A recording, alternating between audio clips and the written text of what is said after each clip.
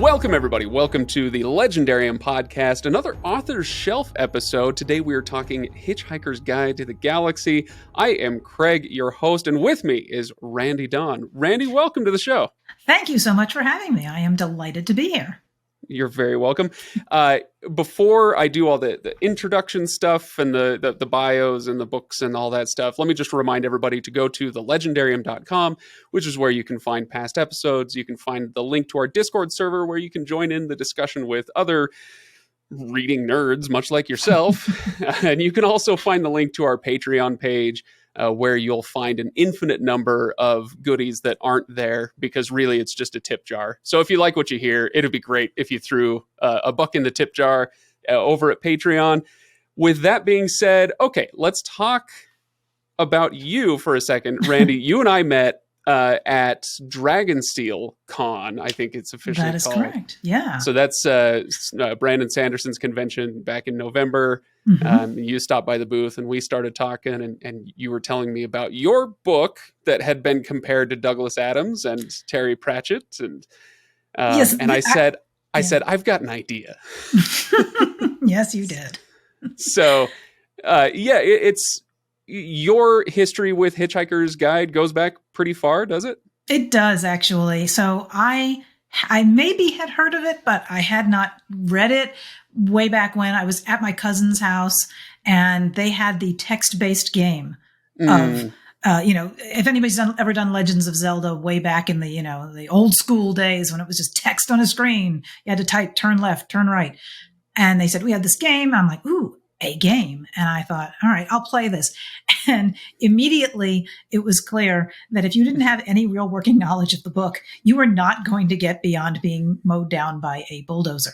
So it was not logical in the sense that, okay, you've got to get out of the house. Fine. That makes sense. But why would you bring a towel? So I picked up. So you didn't get it because you hadn't read the book. Exactly. So I picked up the book for the first time to play the game, and it still didn't help a ton, but it got me into the book. I can imagine a book this absurd gave birth to a game equally or more absurd. Exactly.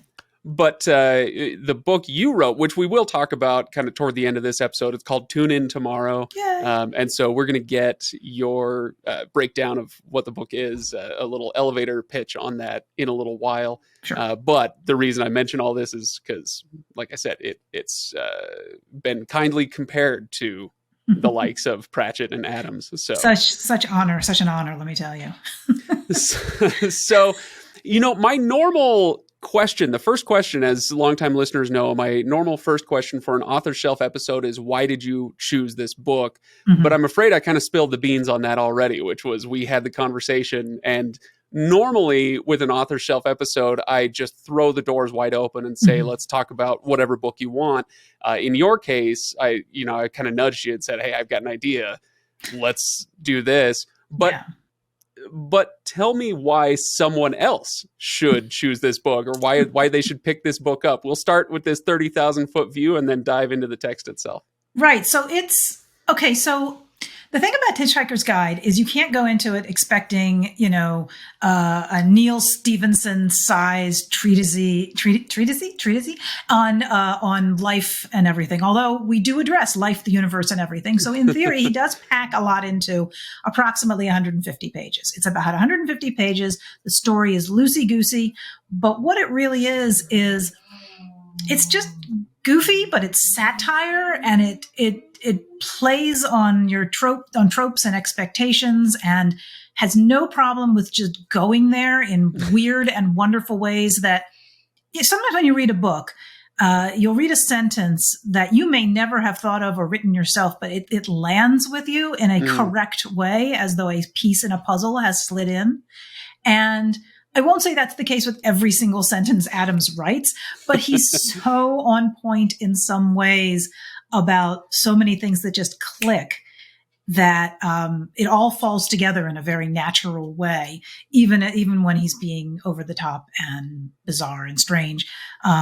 he'll talk about making up a drink like the Pan-Galactic Gargle Blaster, and what is it about? Well, it's the best drink in existence. It's an alcoholic drink. Its effects are similar to having your brain smashed out by a slice of lemon wrapped around a large gold brick. Well, even if you haven't had a Pan-Galactic Gargle Blaster, I've made up my own. It's, I think many of us, maybe not everybody listening to this, can understand what it means to have ingested something that makes you feel like you've been hit with a large gold brick. Wrapped in a lemon. Yeah, yeah, exactly.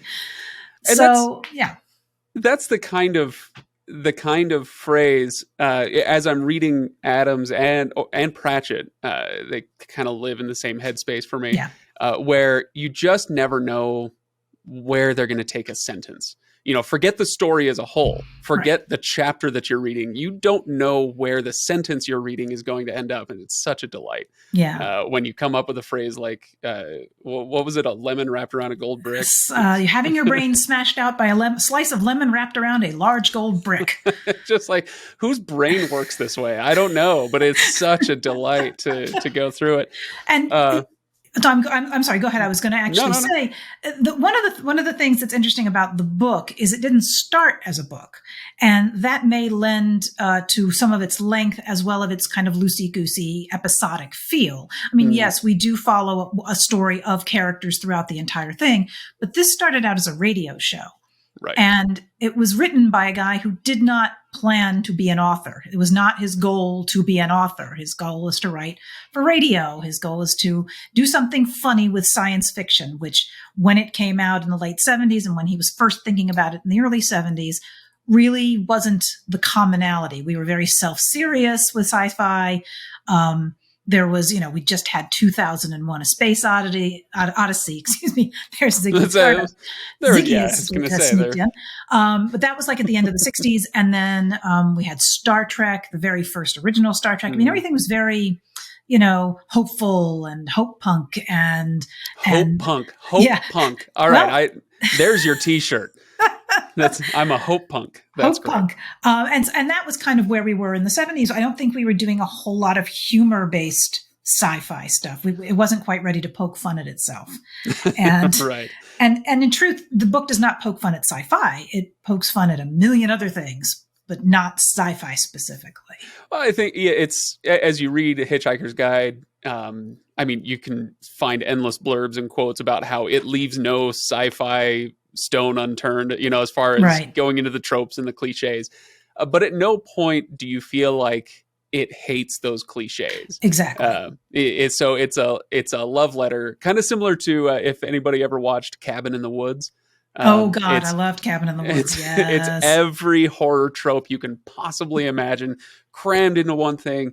And it's tough to watch that and go, man, these people really hate these cliches. And I think that's one of the reasons it works. First of all, if you're going to write a book like this, science fiction fans are going to read it. So if they feel at some point that they're being laughed at or being made fun of, the book's not going to land.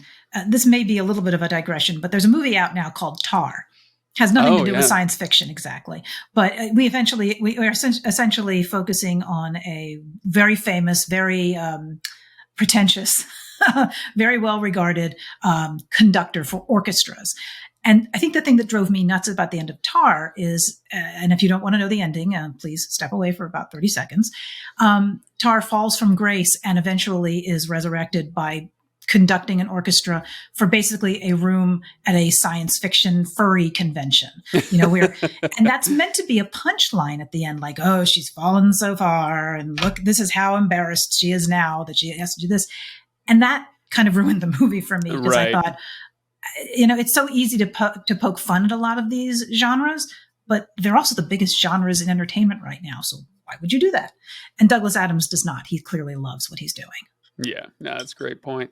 One thing that strikes me about the parody nature of this book is that I get the sense that he's lambasting a lot of issues that were contemporary at the time that are going way over my head. So I know I'm missing a bunch of stuff, and that's okay. It's as long as the book is fun and funny, and it's fine. I don't have to get every single joke. But as I compare it, I inevitably will compare this to Terry Pratchett. It's just, you kind of have to. As I compare it to Pratchett, we did The Truth with Brandon Sanderson a few years ago. And in The Truth, it's a book-long commentary on newspapers and kind of news generally. And he sustains it throughout the entire thing. Whereas in Hitchhiker's Guide, maybe because of the whole radio play thing that you're talking about, we don't get that kind of full book length treatment. It's every chapter, and it kind of down to every paragraph, is a commentary or a joke about something else. And so that your brain is kind of working even harder in Douglas Adams to figure out what he's going after at any given moment. I don't know. Does that make sense? It does. It's quite possible that I've missed a lot of the references and things that are very topical at the moment. Yeah. But, one of the things to understand about where Adams was coming from, in addition to radio, was that he worked with Monty Python. Okay. And he has some credits with them. Meaning of Life was also, he had some credits on there. And that's not a huge surprise when you think about it, because first of all, I'm a great big Anglophile and I love all things humor, Monty Python, that kind of thing. And both Monty Python and Adams, and to some extent Pratchett as well, it really riffs on this kind of extreme British politeness, and also the almost Kafkaesque bureaucracy that surrounds things. And those appear in all of their works to such an extent that that's what they're poking fun of. And I think generally we can look at things like government overreach, and not talking about anybody specific, but just in general, things you may not like about the way red tape works, and bureaucracy and all bureaucracy, and officials in authority deciding things that they don't really know what they're doing, but they've been told to do these things. And that comes, I think, out of where I am not a historian, but these guys were writing in the early 70s. They were children of the World War II generation, and things really shifted, I think, in Britain particularly around that time in terms of questioning authority. In the U.S., it expressed itself in a different way, but in terms of comedy out of Britain, you saw a lot of this happening all at once. From relatively privileged writers and comedians. I mean, a lot of these people went to Cambridge or Oxford. Right. But they rather than becoming part of the institution, they started making fun of institutions. And one thing that you will notice in all of their works, but specifically in the authors' books, is this rather arch tone. They have kind of this omniscient narrator who will understand the big picture in every circumstance, even if individual characters are left in the dark. So you kind of feel like you're sitting there being guided through all of this, and they tell you things about aliens, or how aliens have interacted with other aliens, or how this planet came to be. And it doesn't have to do with a specific story exactly, but it's a brilliant way to give us some backstory and do satire and not feel like it's dumping all this information at once on you. And there's, if you were a modern editor, you're at a publishing house, somebody turns in the manuscript for Hitchhiker's Guide, you would tear that thing to pieces, because first of all, omniscient narrators are not allowed today. And I wish they were. Very uncool. Oh, man, so uncool. It's so satisfying if it's done well. Obviously, it can be done poorly, and that's probably why it's verboten now. Yeah. But I like the omniscient narrator. But also, if you're the editor, there are portions where in italics, if you're reading in all italics, then it's something out of the Hitchhiker's Guide that they're carrying with them. Except that it's not, because you're reading in italics, and it's actually the narrator telling you what's in the Hitchhiker's Guide, and then it will seamlessly go into the actual text of the Hitchhiker's Guide. It's just a mess, which is fine. It's one of those things. I was reading this, and like I said, I kind of had the blue pencil in my head, was going nuts on the page. but when I stopped and thought about it, there was nothing about it that wasn't working. I understood everything that was going on. I was able to switch perspectives with the narrator. And so, I guess it could have been very poor, but maybe it's just you're carried along by the humor and you don't care. Yeah, I think anything done well can be done, and if you know how to, if you can dance the dance and dance it well, you can often get away with it. I think, I do not know, but I would imagine that after something like this came out, there was probably a lot of aspirational Douglas Adams types who A, thought they were funny, and B, just did a lot of info dumping by putting a lot of description in italics as though it was part of a manual. But that was also kind of, I think, a style for a while. We, off camera, we talked briefly about Dune, and I'm not trying to get into Dune, but in Dune, every chapter is prefaced by a paragraph that ostensibly comes from a known book in the universe, or a known guide, or a known law, or an essay, or something like that. And it gives you just a little bit of entree into where we're going next. And again, if you do it well, it works great. And I think there probably were enough people that didn't do it well that editors finally said, all right, nobody gets to do this anymore. You don't know how to play with the toys. Don't even pick them up anymore. Speaking of people who thought they were funny. So sad. It happens. I'll back up and say, I started the book last night. I finished it this morning.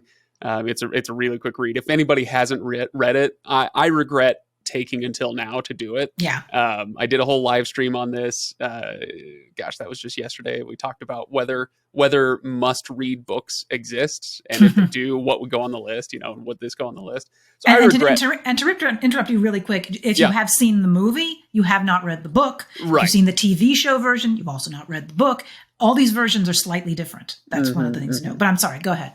No, that's fine. Anyway, so I'm reading the book this morning, and I'm dying laughing. I'm it's 10 o'clock in the morning. I'm still sitting in bed, just losing my mind at some of the comedy. And my wife says, what is so funny? And I said, part of it is the humor of the book, and then part of it is I'm laughing out of the despair of knowing that I'm not funny. This is no, it's fine. I don't mean. Yes, it does sound like I'm fishing here. No, what I mean is, this is a special kind of brain that works this way, that can spit out these kind of sentences and scenarios. In fact, I'll go to our Discord comments. Somebody asked, Atrocity24 says, "Do you have a favorite passage or joke or scene?" And I didn't mark down all of the ones that I really loved, but it takes a special kind of brain to write something like this. Let's see. Okay. Arthur stared after him, not knowing what to say. "Now," said Benji Mouse, "to business." Ford and Zaphod clinked their glasses together. "To business," they say. "I beg your pardon," said Benji. Ford looked round. "Sorry, I thought you were proposing a toast." It's the clever little word plays, the stuff about dolphins and mice, and interdimensional mice who are protruding into our dimension in the form of just. And they've been experimenting on us. We haven't been able to actually. We haven't actually been experimenting on them. Exactly. So as I say, I'm not funny. What I mean is, my brain could never come up with just some of the bizarre stuff that they do, the word plays and the situations that they come up with, or that he comes up with. And it's, like other types of exploration through reading, it's extremely satisfying to put yourself in somebody else's brain and see what it can do that yours can't. I just had so much fun with that. Yeah. Do you have any favorite moments, passages, jokes in the book? Oh, and there are many of them, but being able to pull any one individual out is really tough. I think that I have lived so long with the whole idea of spending 7 million building a computer and spending 7 million years waiting for the answer to life, the universe, and everything, which is something that happens in the book, and then getting the answer which this is not exactly a plot spoiler because I do not know that one can spoil the plot of Hitchhiker's Guide to the Galaxy. No, that's not a thing. But having waited 7 million years, the answer arrives, and the answer is 42. And then the question, and that makes everybody so furious. We waited all this time, and you give us that answer, and the computer essentially says, "Well, do you actually know what the question is?" Then they have to start over again with a new computer that's even bigger and more important and will take 10 million years to figure out what the question is, which then does double back to the beginning of the book. And, we can talk spoiler than everything here. Yeah, go for it. Yeah. The bigger computer that is built to discover the answer to all of this. The question. The question to 42 is actually Earth. Earth was not a planet. Earth was a constructed larger computer, and it was made to come up with the answer the question that would be the answer to the 42. Anyway, unfortunately, in the very first few pages of Hitchhiker's Guide to the Galaxy, Earth is destroyed to make way for a bypass, and so the whole thing is just before they are able to get their question to the answer, it is gone. And to me, it's more about the big concepts that just make me laugh all the time, that because that is how bureaucracy works. You have people who do not know what they're doing, who don't really care what they're doing, who are maybe being paid to do something, and they show up and they say, "We're just going to do this, and we don't care if it gets in your way or if you've been waiting 10 million years for the right question. We've got to put a bypass through here, and for the greater good." For the greater good. So it's more the big picture stuff, I think, that has really stuck with me over the years that I just love, and I love the sentient mice and all of that. I mean, there's a few little nitpicky things you could pull at with the book. I mean, it's very short on female characters.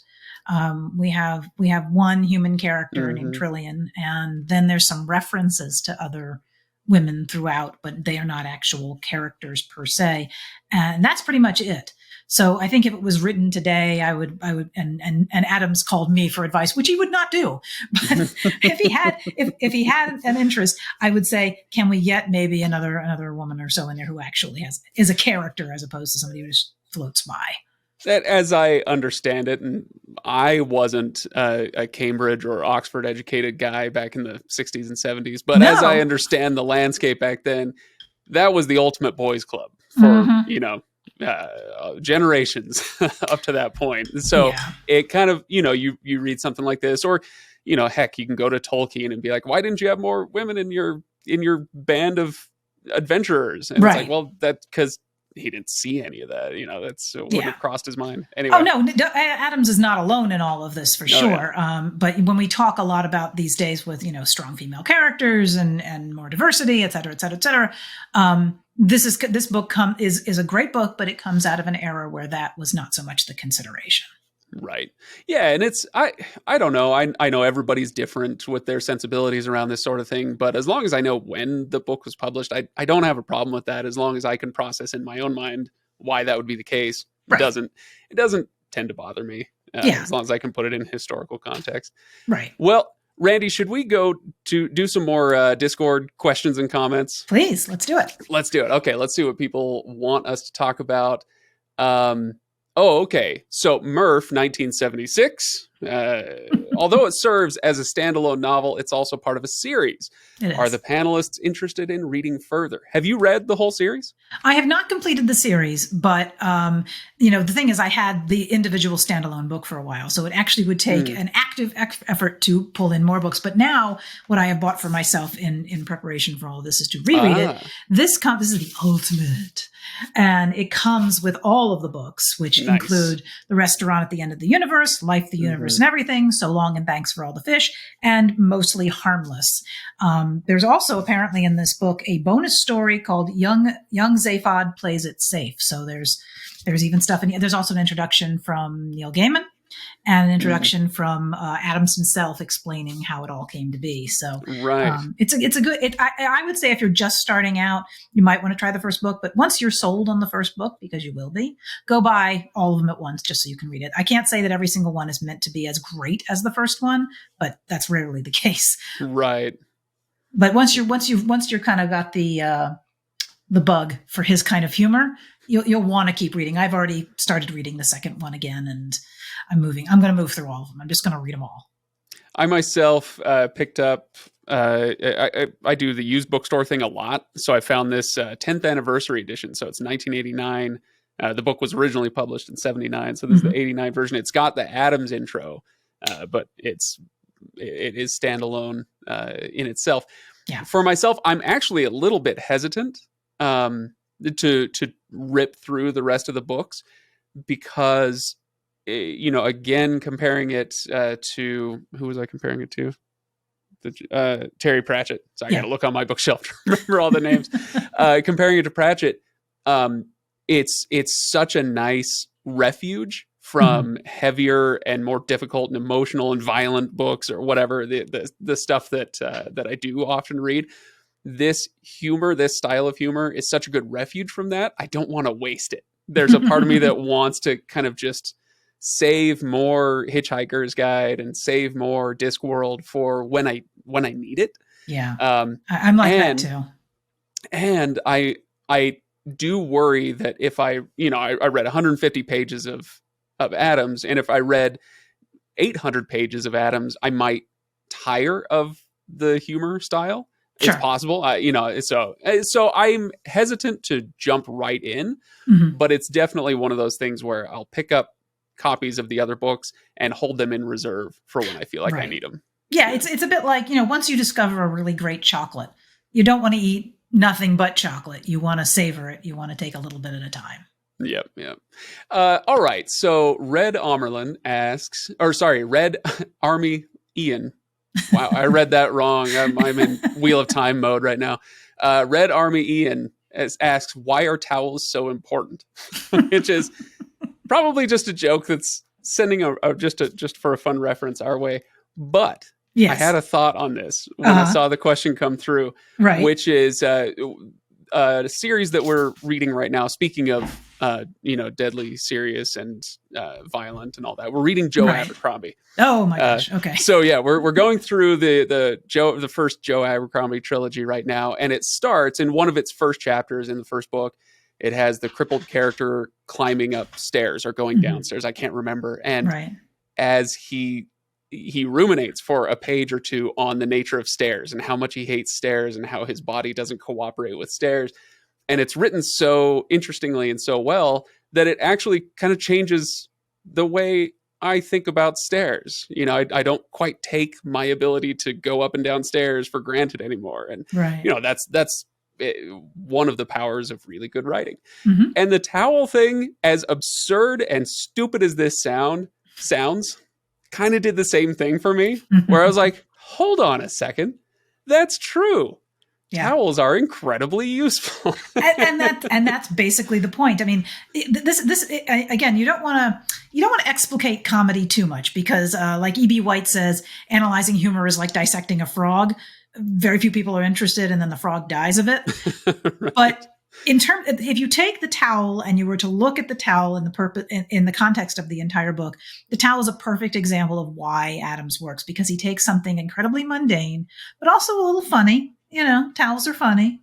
And also something that's just, everybody has one, and then explains why you would need a towel with you among anything else you might carry with you through the universe, because it has so many different uses. And some of these uses are all about aliens and protecting yourself from aliens. Some of them are very, quotidian. Hey, you can towel yourself down. You can use it as a hat. And so the idea, like you say, that it has so many different purposes. To read the explanation about why the towel is useful in the book is a perfect encapsulation of what makes Adams work.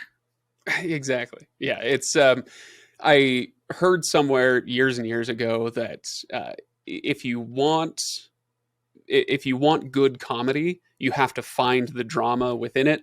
And if you want good drama, if you want to write good drama, you have to find the comedy within it. That's good.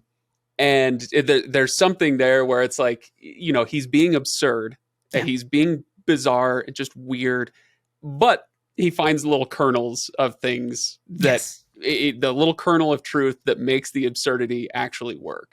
And another thing, although this is obviously a book that anybody can read of any culture, of any whatever, I mean, it would be a very different book if it was an American Hitchhiker's Guide. Oh my gosh. Yeah. The Britishness is baked into this, and the quaintness of the towel is an example of that. I think, aside from the fact that the American version would have a whole lot more guns, a lot of the humor just simply wouldn't land properly. It lives in this little British bubble that is kind of perfect on its own. Yeah. More guns, but maybe fewer nukes. It's possible. Yeah. A lot less tea, though. More coffee. Well, true. Yeah. To whoever asked, what was it? Atrocity24 asked about favorite jokes and passages and scenes. Mm-hmm. The nuclear warhead that gets transformed into a whale that then... Yeah. but that then gains sentience as it plummets toward the surface of the planet. One of the funnier things I think I've ever read in my life. But even funnier, it also transforms into a jar of petunias. Which also warheads, gains sentience, and as it plummets, the only thought the thing of petunias has is not again. Which, I mean, it's just pick the weirdest thing possible, and it just lands. Let's see. D. Freyden asks, let's see, assuming we've read far enough to know the answer to the ultimate question of life, the universe, and everything, what do you think the actual question might be? And I thought about this. What would your question be that would be answered by 42? And my brain isn't as funny as Douglas Adams, and I can't come up with anything better than the lyrics to "Blowin' in the Wind." That's fair. I don't know. Do you have any? Do you have your own question that would be answered by 42? Well, I won't say it was the best year of my life, but it was a good year. I am older than 42, and I will tell you that at the age of 42, I got married for the first time. Oh, wow. I started really getting into writing fiction professionally for the first time. A lot of things came together at 42. People talk about, the 20s being awesome. And my friends and I are constantly saying we would not want to be 20 again. 20 is hard. Hard pass. Pass. Yeah, 42 sounds like it was a good year for you. There you go. That would be part of my question, I think. Let's see. We've kind of addressed this. Chesky asks, does the humor and style translate well to book form because it was originally a radio comedy? Yeah, it works fine for me. Like I said earlier, it's messy. Maybe because of that, but who cares? The idea is just not, if you do listen to the other versions or watch the other versions, just understand that there's almost really no one canonical version. You can say the book is, but the book came after the first thing. So if you're looking for the ultimate whatever, just understand that this is good enough that it works across multiple media. And that's not something you can say about a lot of books or movies or TV or anything. It works in its little niche. And outside that, it's like a pale comparison, but not here. Yeah. Let's see. Cody question mark asks, let's He's see. Not sure. Does the humor still work for a modern American audience? And we did kind of talk about this already. It's this humor is very in line with British absurdist comedies like Monty Python. And many of the jokes and references may go over people's heads. One thing I would say difficult for others to get into. Sorry, go ahead. No, I'm sorry to interrupt, but what I was going to say is that, one thing we haven't explained is exactly what the Hitchhiker's Guide to the Galaxy is. Now, of course, it's the title of the book, but in the book, it's a small device that contains millions and millions and millions of pages that is basically your guide. Oh, if you're on this planet, you need to know this. If you're on that planet, you don't need to know that. And one of the main characters is a guy who goes from planet to planet and reports back and sends in his reports, so that goes in the guide. But what's interesting to me is this comes out in 1979, which was still very proto-internet. But it's kind of it's kind of like your cell phone. Oh, it's a straight up cell phone. It doesn't make calls. It may not store your photos, but it has the knowledge of the universe in it. So, yes, on the one hand, we don't talk about the internet in the book. And you could say internet is one of those things that divides old books from new books or old stories from new stories. But he was so forward thinking, he had a very good sense of what containing the knowledge of a universe might be in a small handheld device. And of course, for him, it's It's kind of a clever delivery device for exposition and humor and all of that stuff. It's just kind of yes, it's the title of the book, but the device itself is literally throwaway at several portions of the book. It's just this throwaway little thing where, again, if you were to write this now and give somebody the sum of human knowledge in their hand, you would know exactly what you were writing about, and you would probably have commentary accordingly about, how this device ruined all of society forever. Or whatever. Not that I have any opinions on the subject. He says as he reaches toward the phone he's absolutely addicted to. Always within arm's reach. Back on the towel thing. Kip10 asks, do you travel well? What's your weird thing that you have to bring on a trip? Ooh, so if it's not a towel, do you have a weird thing you have to bring on a trip? I got to think about this. Personally, I travel very well. But part of the reason for that is because I know how to pack light. Very, very light. So here's how I travel well. It's not what I take with me. It's what I bring back. So for instance, I just went down on a trip to California, and I took my carry-on bag and I packed it in my suitcase and then checked that, sent it down to California so that when I came back, I would have room for books and drinks and, whatever other things that I would pick up while I was there and bring back with me. So it's not what I take with me. It's what I bring back. That's how I travel well. That is a nice way to flip that around. Honestly, I don't know that I carry anything that's particularly weird. I have found myself trying to ensure that I have a little bit of everything that I might need. Like, if I need an ibuprofen, I'll take 3 of those pills. And, as if I couldn't possibly get it anywhere else where I'm going. I'm trying to think there's a weird thing that I take. I do have as a permanent addition to my case with all of my, pills and creams and things like that. I do have a sewing kit. It's one of those little tiny ones that you would get as a bonus from some place. And it just has a select number of string and needles and things like that. I almost never use it. I really, it's very rare that I come across a moment where I'm like, I need to sew that thing up. But I feel like it's one of those devices that if I was in a die-hard situation, it would be necessary somehow. And I love having it there just in case. So maybe that's a weird thing. It's one of those things where you're sitting on the airplane. Okay, and maybe this is just me. But I'm sitting on the airplane, and my imagination, I may not be funny, but I have a very vivid imagination. And I will come up with scenarios where by the time the plane lands, the zombie apocalypse has happened and everything has gone to hell. And and boy, am I glad that I brought X. So there's your, and unfortunately I travel too light to, I should probably have more suitcases for that. But I try to travel light, but I keep on thinking I need options. What? I can't wear the same dress twice. What? So. Oh man, speaking of him traveling well, Arthur, do we have a main character? He's a main character in the book. He's our entree character, is the way I look at it. He's the one that brings us into the world of all the other aliens. He's the one. He's not the only human, but he's the main human. I will say on this idea of him traveling, he has his bathrobe and he's got his towel and whatever else. One thing that it bugged me a little, not enough for me to actually get upset about it, but it bugged me a little that after the Earth is vaporized, right? He just kind of goes on. He's like, he just whatever. Okay, I guess I'm along for this ride now.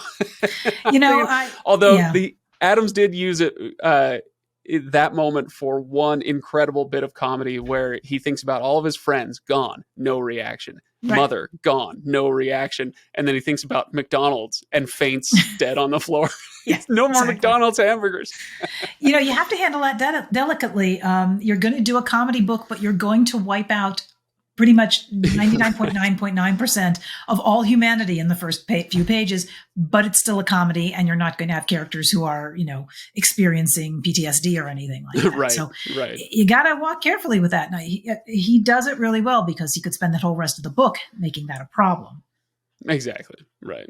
Well, anyway. All right. Let's do a last question. Another one from Murph, 1976, who asks, what do you think of Earth's entry in the guide? I'm trying to remember exactly what they say. Okay. I know it's like you read it out to me. Originally, I know because I just read it this morning. So originally the entry was harmless. Right, that's the entire entry, and then the guy who's the secondary character Ford. who takes Ford. Yep, thank Ford, you. Yeah. Ford is on Earth to spruce up the entry for Earth in the Hitchhiker's Guide, and he's stuck there for 15 years. And in those 15 years, the modification that he's able to make to the entry is to make it mostly harmless. Right. And I lost my mind on this because it's one of the things that I think British humor does really well, especially post-imperial British humor, is like, as maybe this has to do, and maybe I'm getting too philosophical and stretching back too far here, but I think it has to do with the fact that Britain was the center of the world for a long time, and then it wasn't. And they, as a culture, they had to deal with that. But one of the things it does is they often, like in moments like this, they take all of humanity and say, how important do you really think you are? Like, how do you really think that we as humans, or that you as an individual, or, you know, this community or nation or whatever, do you really think it matters that much? And they just puncture that really well. And so you'll read books that are really, they can get very preachy about, oh, you know, humans' tendency to wage war. And it's like, yeah, of course we do that. And this is a way for them to say, so, or for Adams to say, so do you really think that makes humanity more important or noteworthy or something? No, it's still just a speck in the universe. Mostly harmless is that skewer going through humanity's ego. It's a modern day equivalent to Copernicus saying, no, actually we revolve around the sun. We are not the center of the universe, and cope with that for a while. You know, it's this understated kind of like, you know, you're not as important as you think you are. Yep. All right. Well, Randee, any final thoughts? We're going to wrap up our discussion on Hitchhiker's Guide. So any final thoughts on this book? Maybe how you would encourage others to read it, or who you would encourage it to, that sort of thing. You know, I think by saying, anytime you say something is great, it's a great book, it's a great movie, you've got to see it, you got to read it. My response to that, just because I'm a contrary person, is often like, oh yeah, prove it. In this case, I think the best idea to go into Hitchhiker's Guide is that you will decide for yourself whether you think it's great or not. It may not be for everybody. Not everybody likes this kind of thing. But, you know, it's not so much a story as a bunch of things that happen. But that doesn't matter too much. And that's the important thing. It's just so weird and wacky and keeps on going into deeper satire along with the jokes that, yes, you are following a traditional linear narrative, but it's a bunch of stuff that happens that makes you laugh along the way and maybe makes you reconsider the importance of things you hadn't considered before, like, you know, towels. There you go. Here. I don't have any more like deep final thoughts, but I will say I wish dearly that we had gotten Ryan on this episode. You met him at Dragonsteel, if only because, you know, and this could work for Ken and for Todd and for Megan and for Stephanie. They're all very into community theater. I'm the odd man out on the podcast, but there was this great passage. Still, he knew what he had to do. As the Vogon craft screamed through the air high above him, he opened his satchel. He threw away a copy of Joseph and the Amazing Technicolor Dreamcoat. He threw away a copy of Godspell. He wouldn't need them where he was going. And I died just thinking of every other panelist on this show who really needs to read that line and react to it on mic. So one day I will make them do that. All right. So to everybody still here, and I'm sure you all are, after our riveting discussion of Hitchhiker's Guide, I do want to give people a chance to hear a little bit about Tune In Tomorrow. Randee, this is your latest book that came out a few months ago. And what's your book about? Give us an elevator pitch. Right. So it's actually my debut novel. I have written a lot of short stories and some nonfiction, but this is my debut novel. It's called Tune In Tomorrow, and it is about a reality TV show run by mythical creatures for mythical creatures, but starring humans. Okay. And, I'm an entertainment writer, and I was just sort of thinking one day, well, when we watch TV, we like to watch a lot of genre stuff that's got castles and dragons and magic and wands and spells. And it occurred to me that that's not the kind of thing that they would want to watch if they were watching TV. That's boring, mundane stuff. They would want to watch the stuff that's really exotic to them, like, stories about adultery or embezzlement or writing checks. The mundane things, going back to the towel again, the mundane things, they would be fascinated by that kind of stuff because they don't really use that stuff. That's all weird and wacky to them. And I'm an entertainment journalist, like I said, so I've seen the sausage get made. I will not confirm or deny if any of these characters are based on people I've actually met. But that is the story. Basically, we have a young actor who is hired after she can't get work anywhere else, and she sort of learns how to work with this show and has to solve a mystery and has to try and save the show, which is kind of crumbling around her. And, it's much more fantastical than Hitchhiker's Guide. But the thing is, with Hitchhiker's Guide, you have all these weird and wacky aliens who just very easily could have been weird and wacky mythical creatures. I mean, there's not a lot of science in the science of Hitchhiker's Guide. Let's put it that way. Smartphones aside. Yeah. Right. No, that's fantastic. And it's funny, I think it's funny. People have told me it's funny. You should decide for yourself. But Publishers Weekly said if you like Douglas Adams and if you like Terry Pratchett, you will like this book. Well, there you go. And so that's how we know it's a book I couldn't write, because it's funny. And I'm not funny, as we've established. Thank you very much. No, it sounds like, is it the kind of thing where you're putting everyday things under the microscope the way that we talk about, like, oh, if aliens came down and landed today, they'd have a lot of questions about razors, like why do you shave your armpits, whatever. It's interesting. It's a little bit, because I think that, and again, I was not trying to model myself off of Adams. He's the original, and I'm not trying to compare there. But you kind of do these Trojan horses when you're doing funny stuff. You can sneak in more serious conversations, and there's two things that I end up discussing in the book in differing ways, but one of which is the concept of truth and reality. I mean, in our modern day, there are people who have decided they have their own truths and they live in their own realities. And the characters the mythical characters who watch the show Tune In Tomorrow, that we're told that they believe that it's real, that this is really how humans act. And if you were to hang out with humans, they would behave just as they do on this show. But the show, of course, is very heightened reality, just like reality shows and soap operas are. So there's at one point, the main character, who's the actor, runs into a fan, and she feels bad because when he greets her as her character name. He seems to think this is a real thing, and she pulls him aside at one point and says, that this isn't actually really happening. And he says, it's real enough. So, like, they know it's not real, but they're willing to sort of play along. They're almost LARPing or cosplaying along with it. So I get to have that kind of conversation in there too. And then the second part is that when you are on the show, if you're on long enough and you win an award, the very first award you win for your performance on the show is that your age freezes.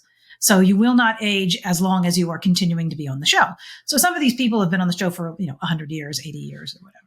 And that gave me an opportunity to talk about the nature of immortality and what it's like to have the real world, our world, move on without you. When your friends die, when your loved ones go away, you feel an alien in your own world. You become almost your own mythical creature. And these things are not explored in great depth, but it was great to be able to have those discussions and at least raise the issues.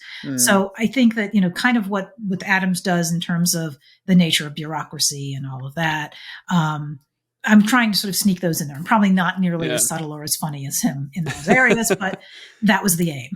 Hey, we'll find out, because I've got my copy of the book ordered, so I'll be reading it. Yay. And people should do the same. Go to, in fact, I'll link to your website in the show notes. And so people can go check out the book. It's called Tune In Tomorrow. And Randee Dawn, thank you so much for reading Hitchhiker's Guide with me and finally giving me an excuse to do it. It's my pleasure. And it's fantastic to have you on the show. Thank you very much. You're welcome. And to everybody else, just one last reminder, thelegendarium.com is where you can go for all the stuff I mentioned before, Discord, Patreon, past episodes. In fact, there is a page there for the Author's Shelf series. And so if you enjoy these discussions, we've got, it's got to be coming up on a couple of dozen of them now. So go check out the archives of the Author's Shelf, and I will see you all next time.